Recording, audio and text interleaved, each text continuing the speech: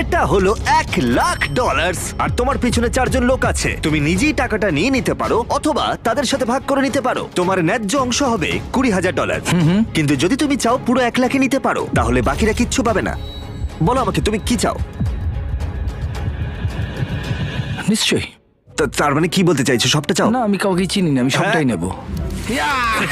যদি তুমি সবটা নাও তাহলে ওরা কিচ্ছু পাবে না। হ্যাঁ, আমি জানি। ঠিক আছে,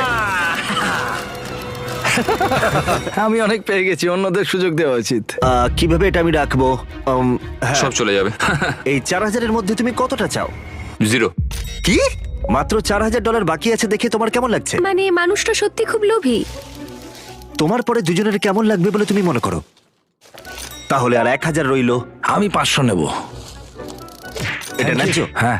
তোমার আগের 4 জন তোমার জন্য $500 রেখে দিয়েছে। ওর জ্যাকেট থেকে সব টাকা পড়ে